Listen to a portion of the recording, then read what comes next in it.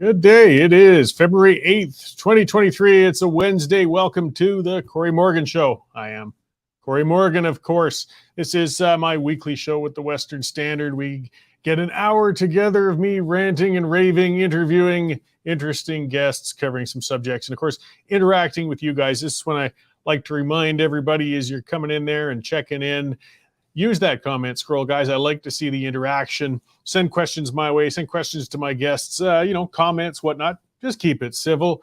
Discuss things with each other. And again, keep it nice. I mean, we can take it seriously, but not get too upset. I've seen some pretty bad fights break out occasionally in the comment scroll, and we don't need to do that, guys. We can get wound up enough without getting at each other's throats. We got lots of lefties to go after. I got a good show today coming up. I'm going to be speaking to litigation director Alan Honner. He's of the Democracy Fund. And they've got a lawsuit up against the government on the ArriveCan thing. It sounds like the government's trying to dismiss the suit, saying, well, we got rid of it, so it doesn't matter anymore. Well, yeah, but if the crime's already been done, it doesn't mean you stop following up on it. I mean, if indeed it was a crime, I guess you could say. But we're going to talk to them about that suit.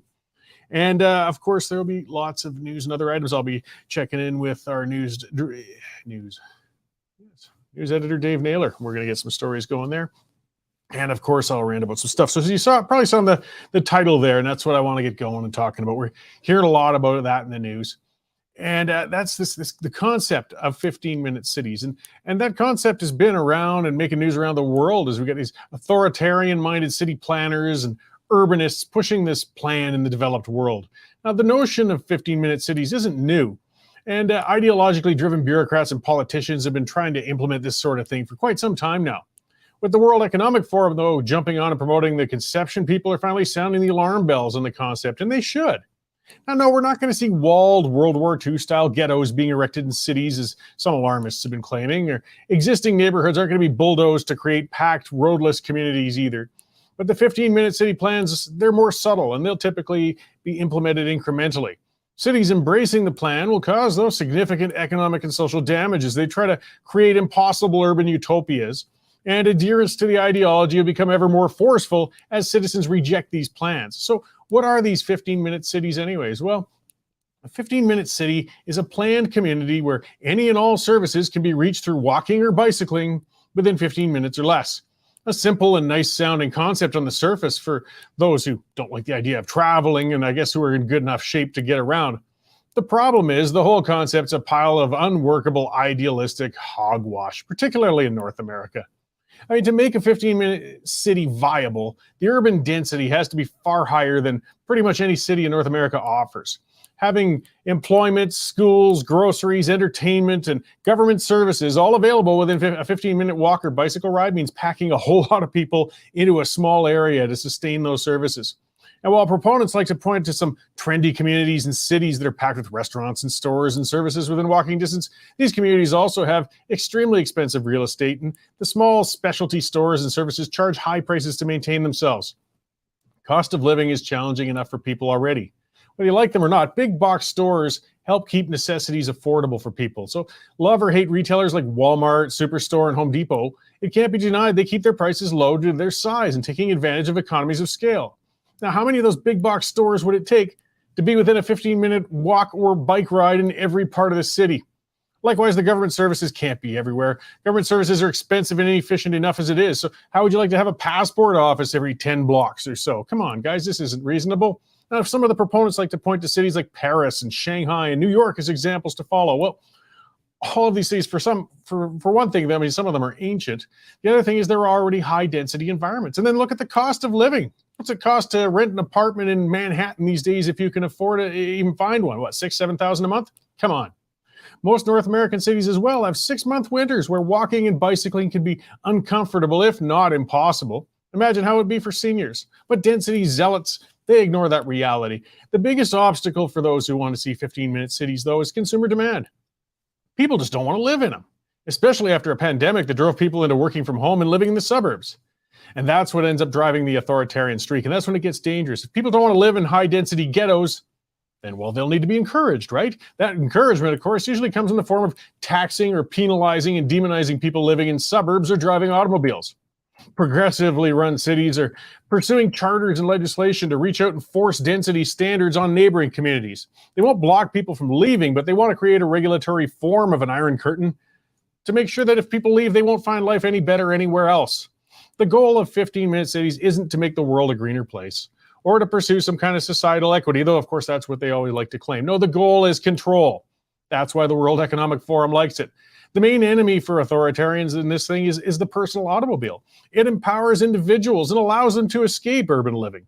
Residents locked into high-density communities who are dependent on public transit are under the thumb of the state.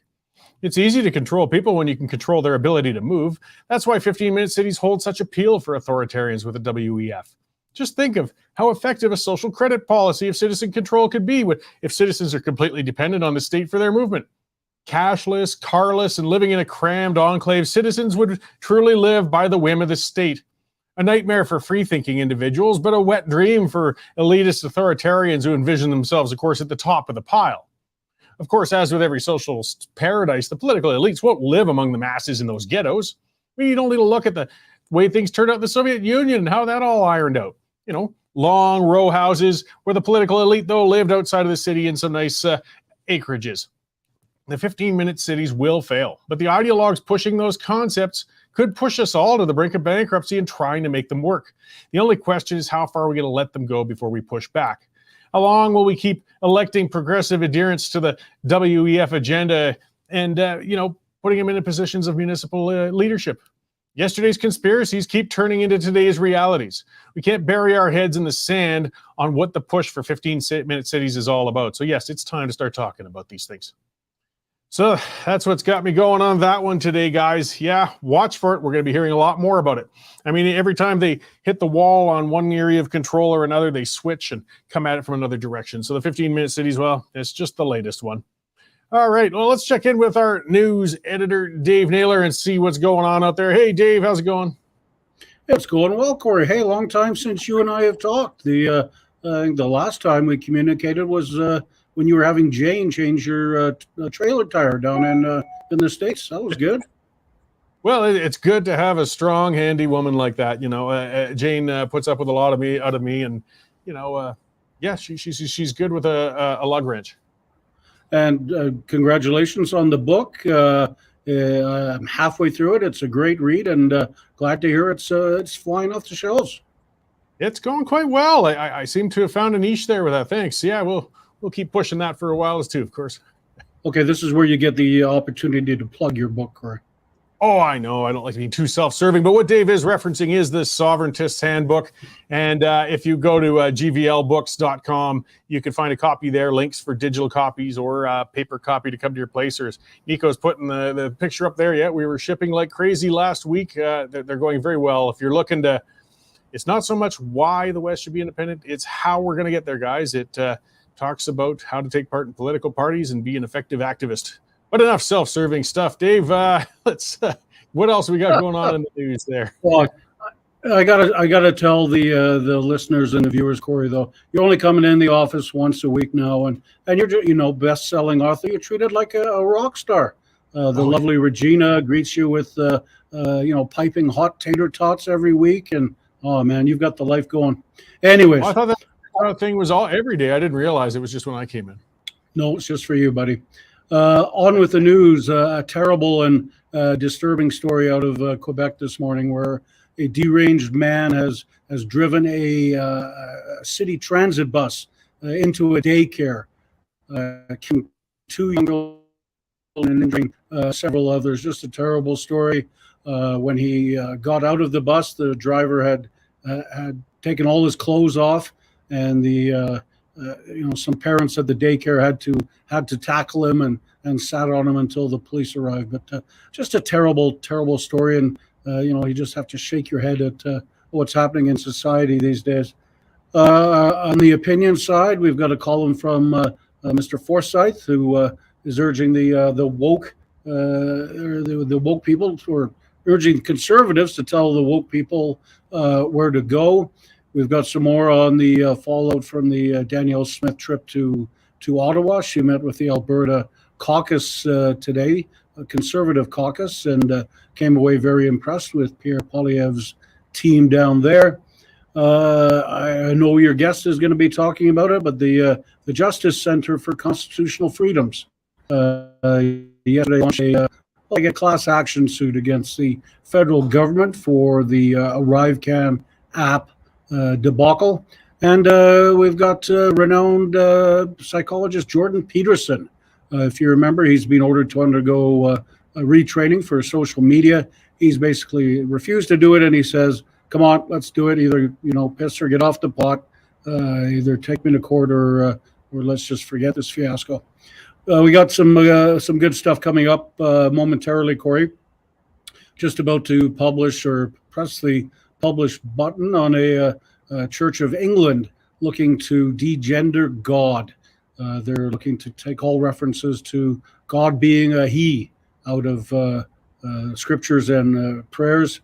And BC has announced Truth and Reconciliation Day. Next year will be a statutory holiday, which means Reed Small and Mike Demore out in BC will be happy with that. And those of us in Alberta will be waiting for that to be brought here. So a really busy day. We're going to keep on top of that terrible story in Quebec at the daycare. And I should mention David Creighton. He's got a good column up this morning about the handshake, the strange handshake between Justin Trudeau and Danielle Smith yesterday. That, if you look at our photo evidence, left a mark on Premier Smith's hand. So lots to read on the website this morning, and lots coming up this afternoon, Cory. All right. Well, that's quite something with the degendering of God with the Church of England. I mean, would they be going up there and, like cutting the holy balls off or something like that? Or would we have a transgender God? How would that work for people who follow that church, I wonder? Well, I don't think we talk about the holy balls on this show. Well, I'll write a monologue about it for a future episode. All right. Well, thanks. This degendering stuff is sweeping the world. It's kind of crazy. It is. Well, gives us lots to write about anyways. Thanks, Dave. I'll talk to you after the show. Thanks, Cory. All right. So as you heard, yes, there is a lot breaking, guys, and a lot more coming out. There's stuff up there on the Western Standard. Just want to like to remind you, the reason we can do it, the reason we got all those news stories, Jonathan Bradley, Arthur Green, so many others, Creighton putting all those stories out there, Nigel Hannaford editing them, is because you guys have been subscribing. And this is how we stay independent. We aren't part of the government-funded media. But we need you guys for it. So if you haven't subscribed already, please get on there. It's only $10 a month, $99 for a year. Again, it's just like paying for a newspaper subscription, and it helps us keep expanding and covering these things because we cover stuff that the legacy media won't. So again, if you've already subscribed, thanks. And if you haven't yet, get on there, guys. Come on. It's worth it. All right, let's see. I'm just having a look around some of these comments here. Tim Burns, talking about the 15-minute cities. Yeah, like building a fence around rabbits, slowly so they don't notice. That's what I mean. It is incremental, right? They slowly but surely do these things. And, Shelley pointing out groceries. Yes, it's difficult, with things like that. It's great if you're a hipster with no kids who's going to walk and you want to go to the little grocery store down the street and get your fresh veggies and walk home and hit the little specialty mom and pop clothing store. Good for you. And the Saxton of Riverstone, one of the commenters saying Calgary has these 15-minute communities. Yeah, they kind of are, little communities like Marda Loop and Kensington, you could sort of do, but they're just trendy small communities and they're voluntary. These are for people with means who are in good physical shape and usually don't have large families they got to deal with. Think about, trying to stuff a large population affordably within 15 minutes. We're not talking about a 15-minute drive. We're talking walking or bicycling to get all these services. It's ridiculous, but they will really mess us up trying. And I think they know it's ridiculous. But they can keep pushing and pushing. And again, you get more and more control. As I said, it's about control. It always comes down to control in the end. So pay attention, guys, and push back. It's one of those things municipally. I mean, I was talking, not enough people take part in politics or pay attention to them. Watch the municipal ones, guys. They've been sliding under the radar. They're crazier than any of our federal provincial politicians, and that bunch are already pretty crazy to begin with. But that's because we don't vote. We don't get out. I mean, municipal election turnouts are typically terrible, especially if it's incumbents running. I think one of the ones where Ninchi got reelected, it was something like 20% of Calgarians came out.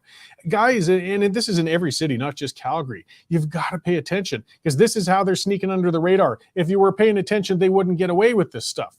But they've realized, and that's why the true progressive whack jobs managed to get in the municipal elections, because they realize that smart thinking voters aren't watching. So they slip in. Stop it, guys, because it's going to get really expensive and really ugly. Yeah, Shelley Thomas saying nothing to say about the illegal bylaws being enforced against urban dwellers and landowners. You can only own 2 chickens, no more than 5. It gets difficult. And that's some of the problems that come with high density. The higher the density living, the more the regulation ends up coming in, though, to make sure people aren't at each other's throats, or sometimes it makes it worse. I mean, the days of walking over and talking to your neighbor and saying, hey, can we agree on something? Can we do something? Those have gone away. Now it's call 311 and get the city to intervene on your behalf. Start a fight, start a new rule, bring in a new regulation. The days of being one-on-one as neighbors, they're gone. Now, imagine again, jammed into 15-minute cities, high-rises stuffed in together. You think condo boards are bad? Wait until you get a government group running it. I mean, it's not a living that most people want. But as I said, that's where the big falling out comes. It's in Alberta, and we see that in all sorts of cities. They want city charters. And what they really wanted here, and I live just outside of the city on an acreage, and I fear it a lot with what they're always pushing for these municipal regional development plans, because they need to cork the bottle. They don't want people like me and the thousands and thousands of others who've been escaping and getting the hell out of these rotten governed cities and buying their own places. So if they can get these regional plans in place, people will realize I'm no better off getting out of the city than staying. So they're hoping people will stay. The reality is people will just migrate outward further. I mean, we see the vacancy rates in downtown Calgary and other areas to see how that's happening. But again, always comes down to the same thing with socialists. I mean, you never saw capitalist countries having to erect iron curtains. You didn't see anybody swimming from Miami to Havana. They were always trying to escape out of those places. Nobody was climbing over a wall and barbed wire to get into East Berlin. But again, that's what they realized. They have to take away consumer choice. And that's what I got back to with the original monologue, though. The personal automobile, their hatred of the personal automobile isn't just an environmentally based thing. It isn't just that they're not green and we're having emissions from these personally owned autos. No, because these autos are empowering. You can afford to get out of their planned neighborhoods. You can afford to choose multiple employments, multiple places to live, whatever you like. You have power if you have that auto. If you don't have it, you're very dependent all of a sudden. And of course, there's nothing authoritarians like more than a dependent population. Okay, we're going to get on and talk about the overreach of authoritarianism, and that's with the ArriveCan app. We all remember that debacle, that wretched thing that hounded and harassed travelers for quite some time, cost a fortune.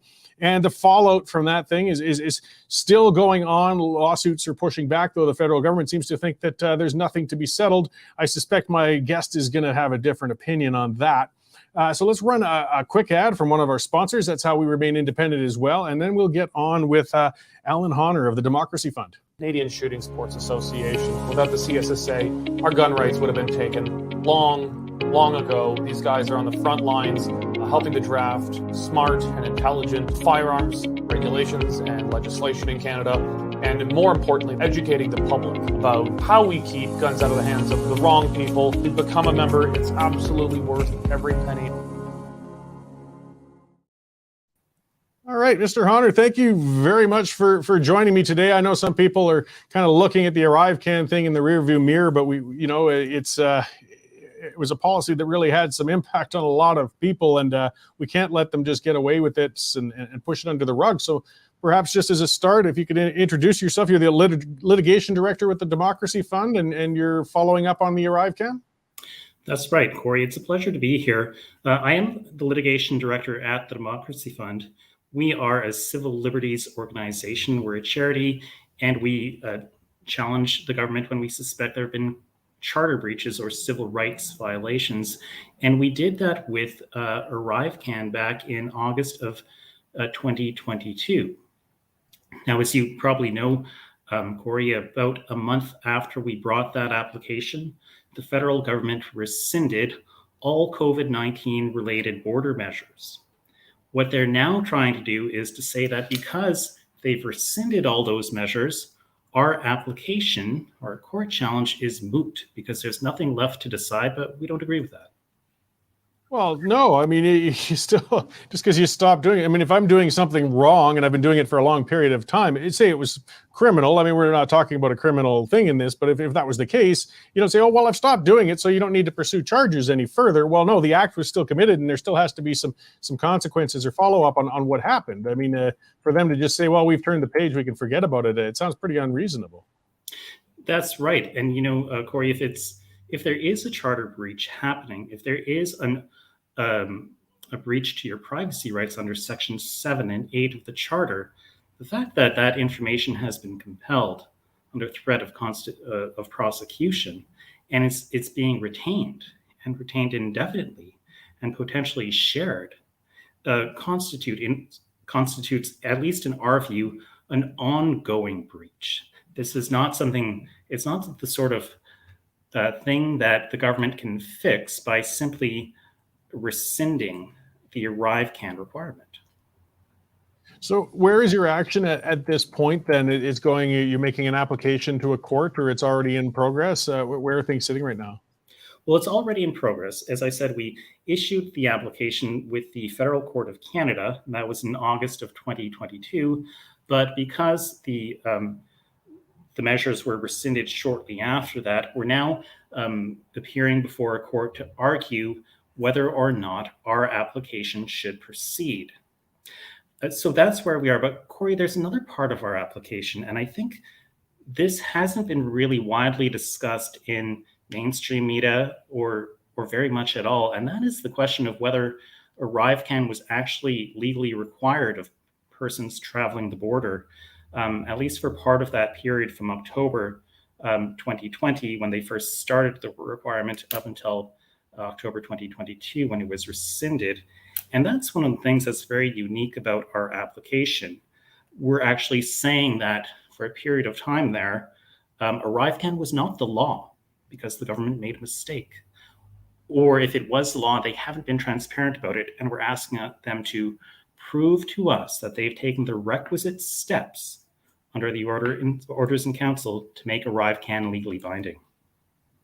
Yeah, well, a lot of pandemic measures, I mean, they certainly use the justification of an emergency to bring in orders in council and things to slide under the radar so they wouldn't face the scrutiny of our legislators before they got brought into place, which I believe, yeah, it does make it all the more important. Then if we couldn't do it at that time, then we should be giving these actions and measures scrutiny now, rather than saying, well, it's just a done deal. Right. Cory, you bring up a very important point. And that point is that ArriveCan was not passed into law in the ordinary way that we were used to, right? We're used to laws being passed by the legislative branches of government after some debate in the legislature or in parliament. But ArriveCan came about in a very strange way. And if you'll indulge me for just a moment here, we have legislations called the Quarantine Act. And under the Quarantine Act, the governor and council can make certain orders if they're satisfied certain conditions exist with respect to a communicable disease. And they did that. And they issued these orders in council from October 2020 to October 2022. And these are supposed to be the origins of ArriveCan. This is supposed to be the legal foundation for ArriveCan. But here's the problem, Cory. Those orders don't mention ArriveCan. You will not find the word ArriveCan anywhere in those orders. Those orders only say that the Minister of Health will specify an electronic means by which certain information must be provided. Where did the Minister of Health do that? That's one of the questions we have for him. And you have that document. I believe you sent it to us from the Public Health Agency of Canada. So, I mean, it's documented with this unusual measure and move with what they've done. I imagine it would take the power of the court to start making them explain themselves on this. Right. And this document is critically important, Cory, because if you look at the bottom of that document, I don't know if you can see it, but it's dated November 26th, 2021. Now, this is a document where the designate of the Minister of Health is specifying ArriveCan as the electronic means required in the orders, but it's a year late. They were supposed to make this specification in November of 2020. And I can't find any other document like this anywhere in which the Minister of Health or his designate specifies ArriveCan. And I can be proved wrong, but I don't think it exists. So just on to, I want to kind of turn a little bit. You'd mentioned on the way your organization's kind of got a unique approach to it. I'm just wondering, the JCCF just announced that they're launching some sort of legal action with regards to the ArriveCan app as well. Are you guys working in conjunction, or these parallel sort of actions? I mean, is it kind of the more the merrier on this? I'm just wondering what's going on. I didn't really see the JCCF one too closely because that just came out. Well, so the answer is yes and no. We're great fans of the JCCF at the Democracy Fund. We both issued our ArriveCan applications separately, but on or about the same day. And they have been joined up by the Federal Court of Canada because they do that for a variety of reasons. Because if two people challenge the same law, they want to make sure that the decisions are consistent. So in that way, we are together with the JCCF, but I also understand that the JCCF has now filed a lawsuit for damages relating to ArriveCan, and that is not something that we have any part of, but we wish them the best of luck with it.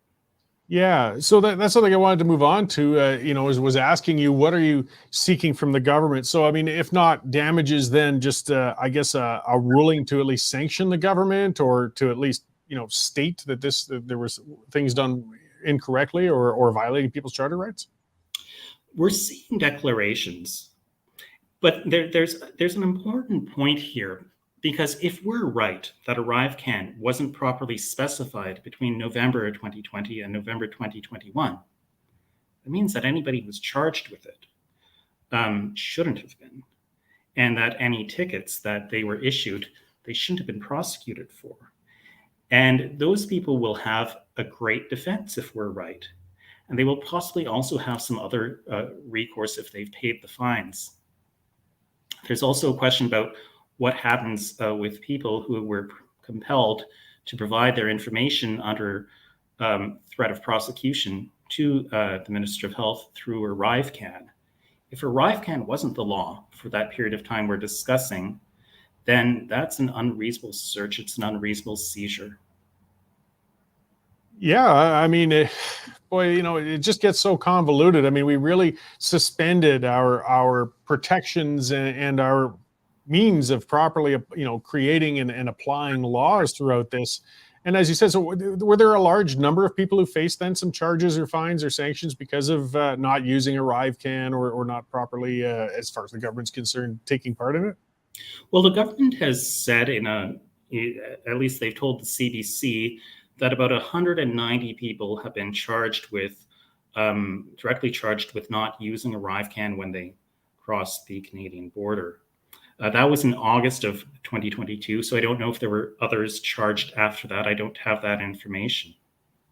But these charges are significant. They're over $5,000, in some cases over $6,000.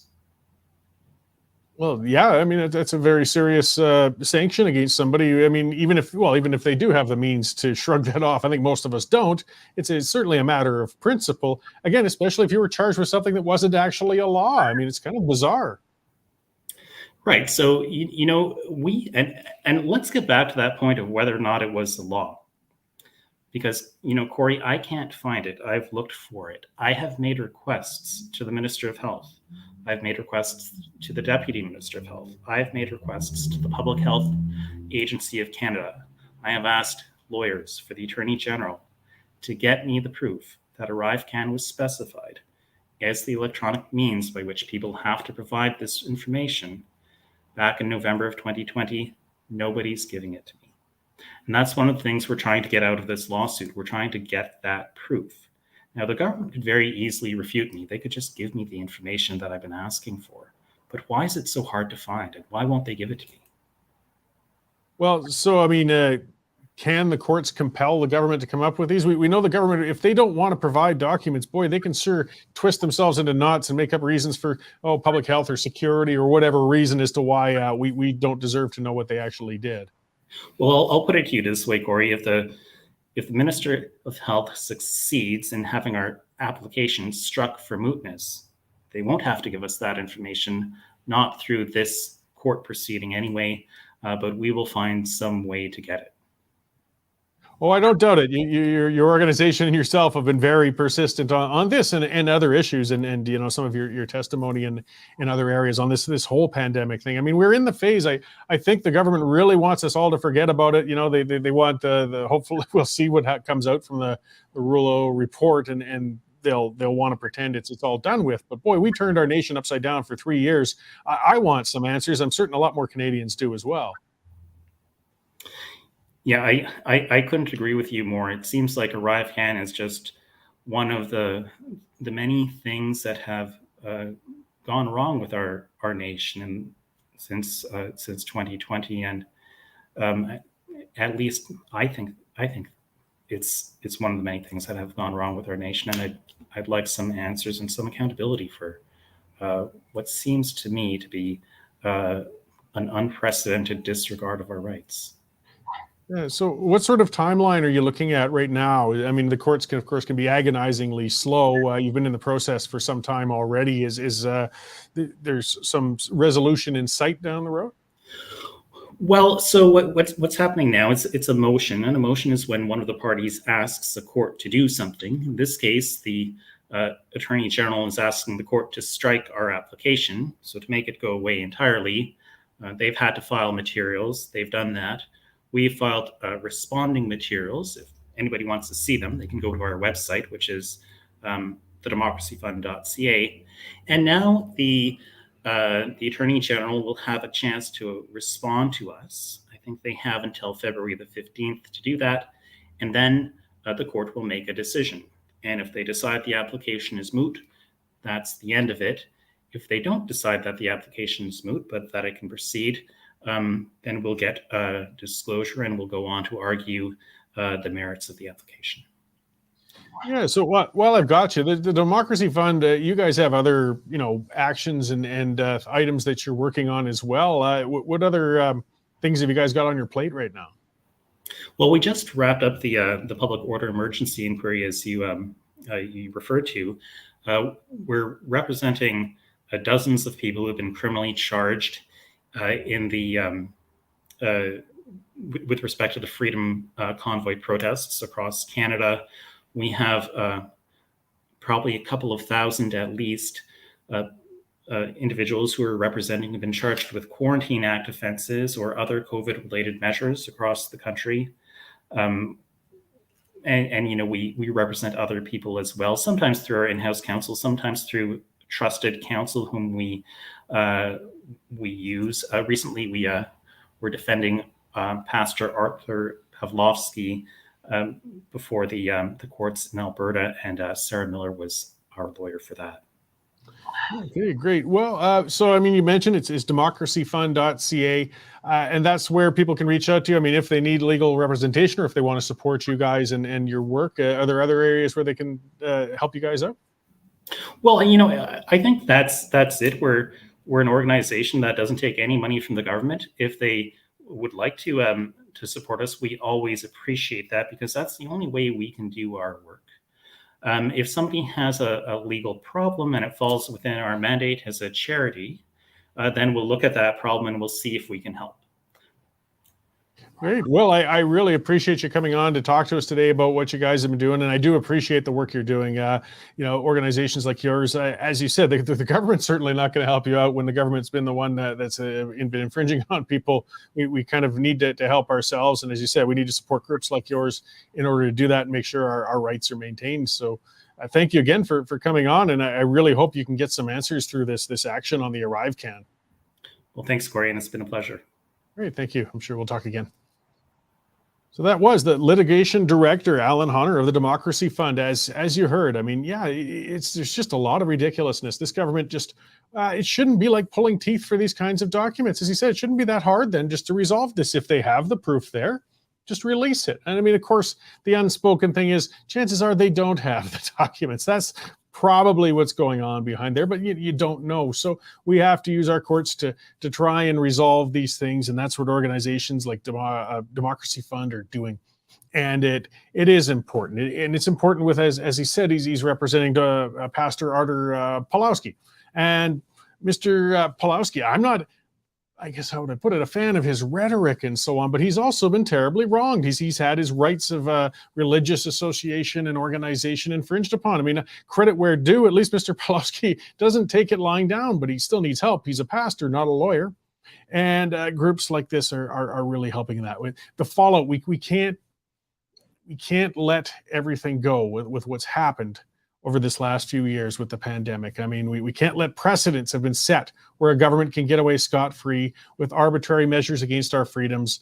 Again, fining people, as was stated, possibly with something that wasn't actually even technically a law.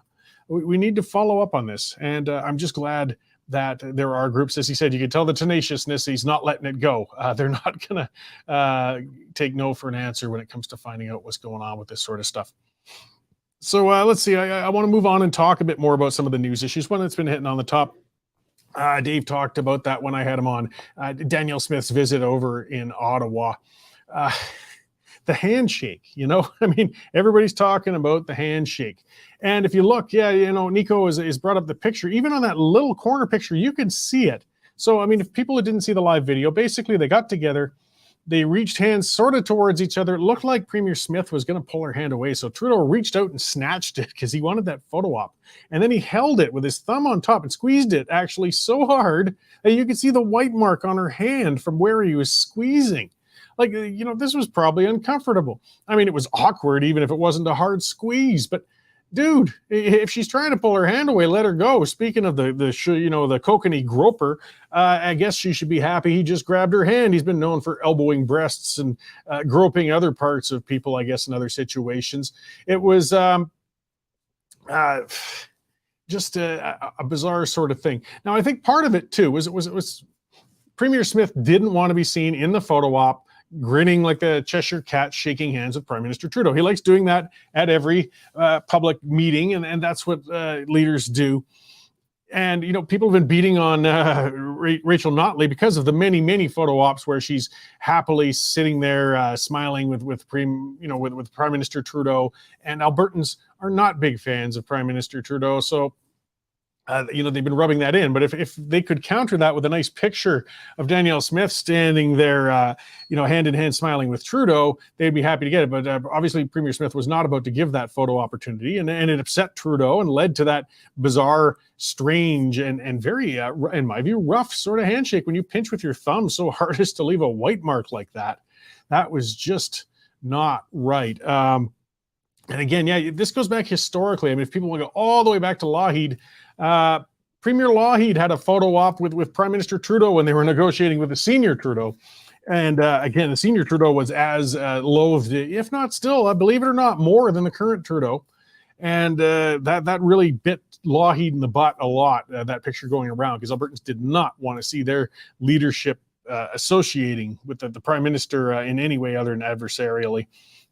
So, he's just consistent. If there's anything else with Trudeau, though, I mean, we see that pattern with his own ministers and so on. He does not like strong women. He does not.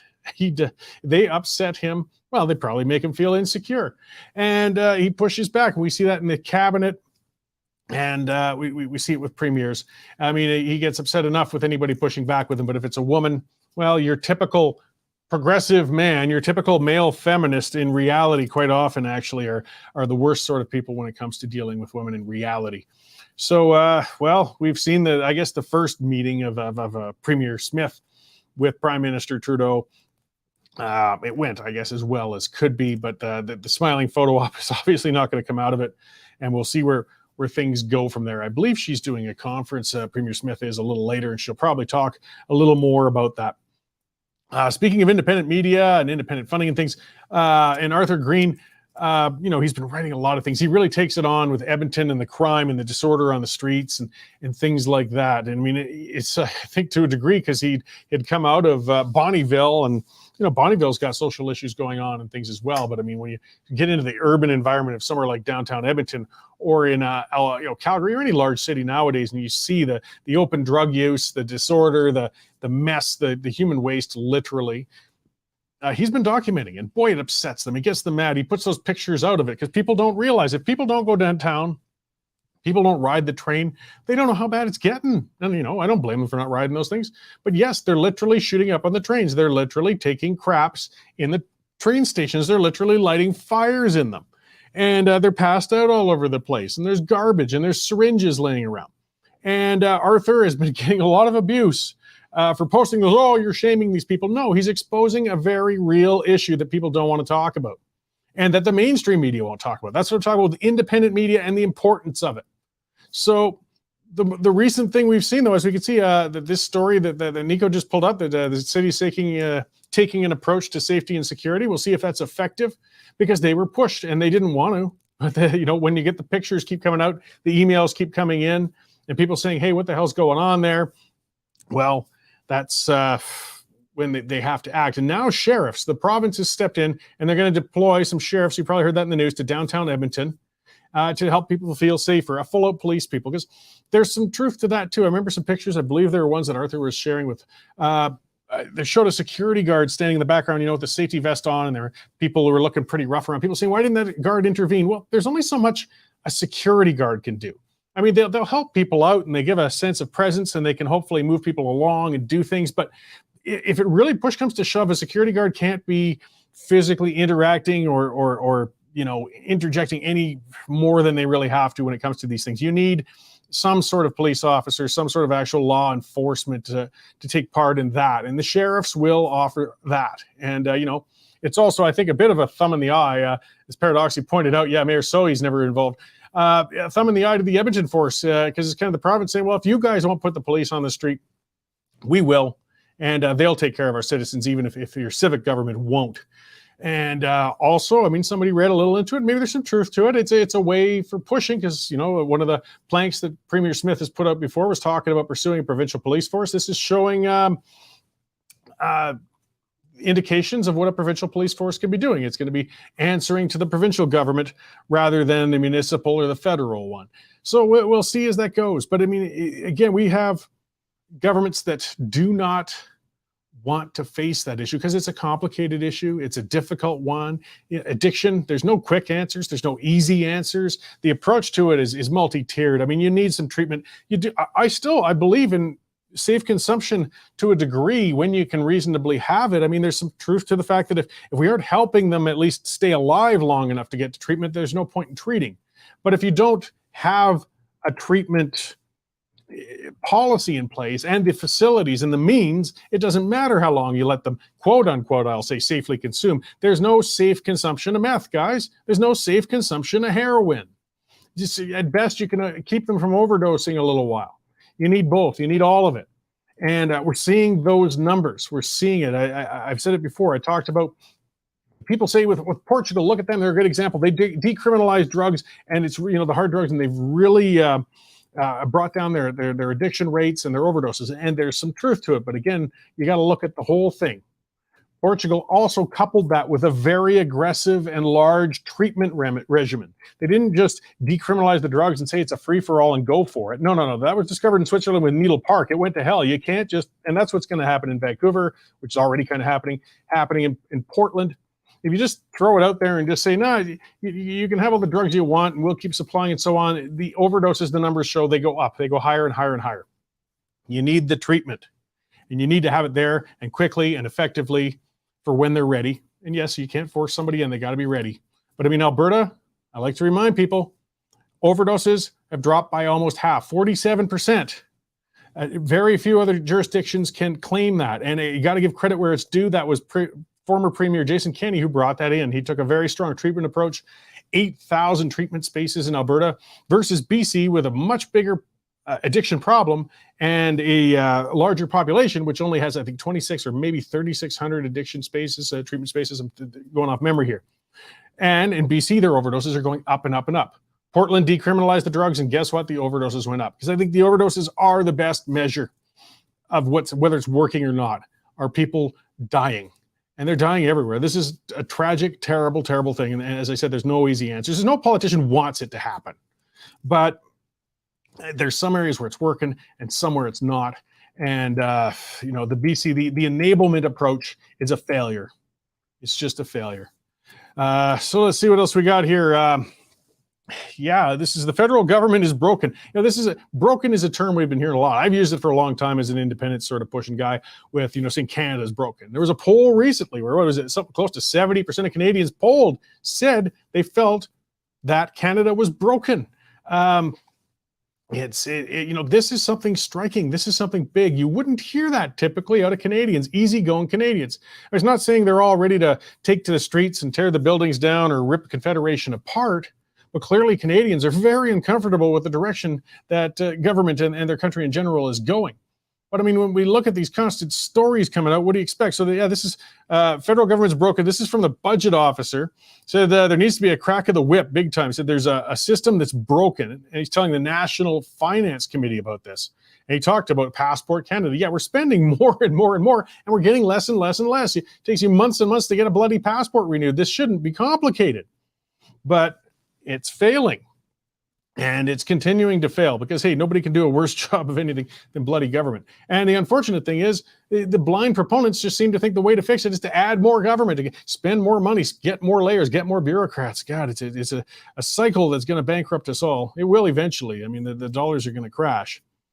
So let's see. Here's government fails in-house polling. These stories are all kind of on the same thing. It says cabinet's on the wrong track and appears overwhelmed by events. Canadians told pollsters in a Privy Council in-house research. So this is the government's own polling. They polled Canadians, and Canadians said, yeah, you guys are screw-ups. Well, it's not the answers they wanted to hear, but I just hope the government maybe is actually listening. You're failing, guys. You're failing all of us. And, it's not really translating into a strong support for change politically, though. That's what gets me a little concerned. We're not seeing, say, a big shift to Pierre Poilievre or just conservatives in general. I'm not saying it's conservatism is necessarily the answer, even a big shift to the NDP, God help us, federally, but it would show that people are saying, yes, things are broken, but we're ready to get out there and change it. What we're seeing instead is cynicism and apathy and indifference. And people are staying home. They aren't voting at all, or they aren't voting for change. And that's why these governments just keep staying in there. And these rotten governments keep getting reelected. As I was talking about with civic governments too, we got to get off our butts, guys. It feels like it's useless, but honestly, you got to take part. Get out there, vote, take part in a party, do what you have to. So we're seeing it. The Canadians know that things are broken, but Canadians also aren't getting off their asses. So unless you want those elites to keep running things, the ball's starting to get into our court. Look at the corruption that's surfacing. You see, you would think if people looking at the amount of corruption, the scandals, the amount of things that have happened by now, yet Justin Trudeau still vacuously smiling along, giving his hand-crushing handshakes to premiers who loathe the man, and he's as secure in power as he's ever been. Well, Chrystia Freeland's friends is the way they put it. Well, McKinsey and Company, that's that consulting firm. And they've gotten millions and millions of dollars in tax dollars for contracts, a lot of questionable things. Wondering just what the hell these guys are doing. This is interesting too. And again, these names keep coming in circles. So Dominic Barton, the former managing director, testified February 1st that he dined at Freeland's Toronto home and he personally introduced Prime Minister to executives at, guess where, the 2016 World Economic Forum conference in Davos, Switzerland. Again, yesterday's conspiracies are turning into today's realities. You can't hide from that. I mean, I don't think the World Economic Forum is as powerful as some people are giving it credit for, but we also can't pretend it isn't there. We can't pretend they don't have an ugly agenda for us all, and that they are influencing some of the power brokers in this country, all the way down from the municipal level with their 15-minute cities to Chrystia Freeland and our peckerhead prime minister who wants to embrace a great reset for Canada through things like a pandemic so that you can build this socialist utopia because it hasn't succeeded anywhere else yet. But damn it, one of these times it's going to work, right? Oh, well. Okay, enough ranting and raving for a little bit. Let's do a check-in, kind of cool things down for a moment. And it's been a while since I've talked to him as well. And that's Jim Buzicum of Marketplace Commodities and see what's happening out in the agricultural commodity world. So let's bring him in there. Hey, Jim, how's it going? Hey, good, Cory. How are you doing today? I'm all right. I mean, people wonder, geez, you're angry all the time. No, it's therapeutic. Actually, I'm quite in a good mood when I'm getting it out like this. Well, that's good. We need to hear that stuff. It's good stuff that you're doing there. So it's been a while. It's things that we're starting to see coming into I guess you could say the later winter part of the season. You're getting some comparisons, I guess, what the stocks from December 31st, 22 versus the average estimates. Like you're starting to get some measures you can look at where things are going. Yeah, so StatsCan comes out with their production and stocks estimates throughout the year. And their last one was December 31st stocks average. That came out this week. And it shows things, really it shows them somewhat in line. Nothing is really too surprising from our perspective. Wheat, is showing about 22 million metric tons, durum 3.7, canola 11.36, oats 3.59, 5.07 on barley. So really what it's showing us is that we have reasonable stocks on all the major commodities that we produce in Western Canada. We're moving those stocks at will to the market, whether it's domestic market or export market. Prices are still in the top 5, 10%, 15% of their all-time highs. We still actually have extremely good markets.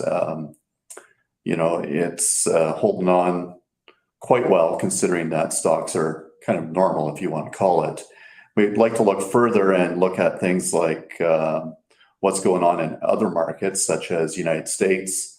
USDA just came out with a stocks estimate report as well today.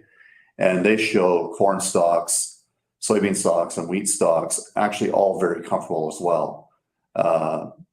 And there too, we're seeing all these commodities actually trade in still really good price ranges. Part of it isn't due to once the markets go up, they don't come down as quick as maybe some would like to see it. Of course, the farmers don't want to see it come down, but maybe the consumer does.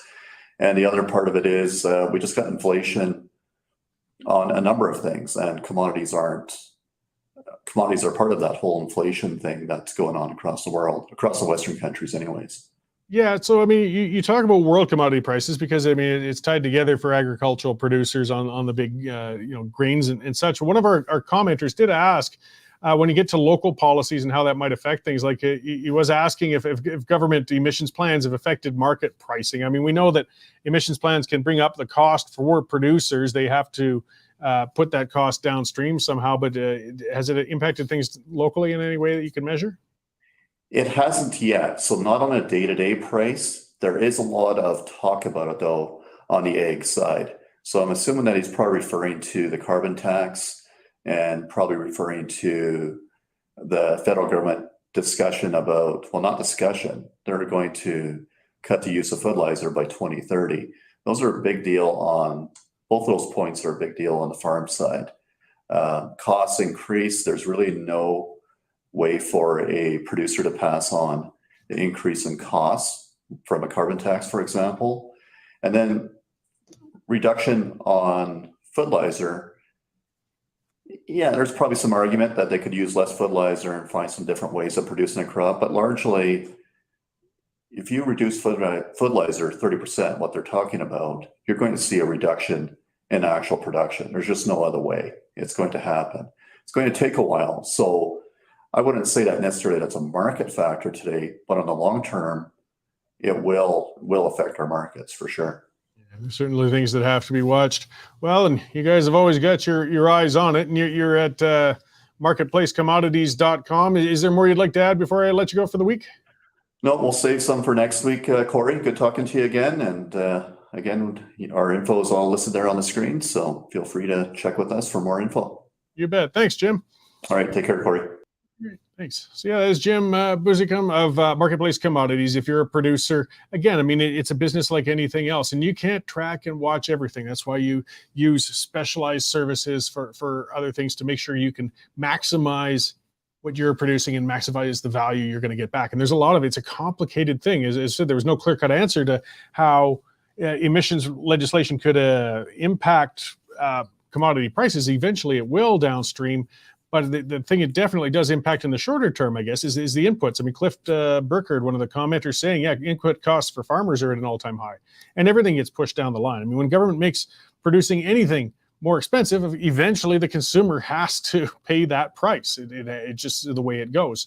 As well, when we're talking about fertilizer regulations, if you're going to force a change that's going to reduce the yield, it's going to reduce the amount produced. I mean, I'm no ag expert, but I know enough about economics to know that you're going to short the supply a little more. And when you do that, the price goes up. That's just straight economics. It doesn't matter whether it's agricultural or anything else. So we have to watch government policies to see how it's going to impact things down the road. And that's some of the dangers of it. You don't see it right away when a government proposes something or does something, particularly in things that, if we're talking about agriculture, that's talking about cycles over years, people don't realize just how bad a policy might be until it's been a couple of years and is really having the impact.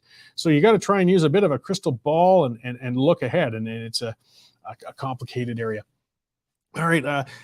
Speaking, so I see this is a story that's on the Standard site as well. And we cover that a lot. It's been interesting to watch this with Dr. Jordan Peterson. Of course, everybody knows who he is, and they're just attacking him from all fronts. It's funny. They had all of those lobby groups that were claiming, we can't have Peterson speaking in Ottawa. We're going to protest. We got to stop him. It's going to be a disaster. It's going to be a catastrophe. Well, no protesters showed up. It was too cold out. And I don't know, maybe there was some good reality TV on that night or something. So he did his talk to a large packed audience out there and did fine, but still they're after Peterson. He breaks the mold. So the colleges, psychologists in Ontario, they've been pushing and talking about forcing him to take a retraining course on social media etiquette. It just chills me when they start talking about these things. We're going to put you through this re-education, put you through this course, make you, group think. This is disturbing. And he's not backing down, but he doesn't make his money as a practicing psychologist anymore anyway. So if he did, though, he'd probably be a lot more stressed about pushing back with these guys. In that case, when you're worried about making your mortgage payment and paying your bills or getting towards retirement, you might just say, fine, I'll take your courses. I'll be quiet. I'll do what I'm told. But, he's made, I'm certain, a good amount of money from his very selling, best-selling books and everything. So he can basically afford to tell him to go to hell. And he says, he's saying, get on with it. This was a tweet of his to the Ontario College of Psychologists. Are you planning to proceed with your inquisition or not?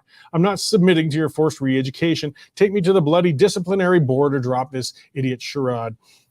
And he's double daring him. He's saying, let's go. Come on. Are you going to shut me down or not? Let's get on with it. I think they will.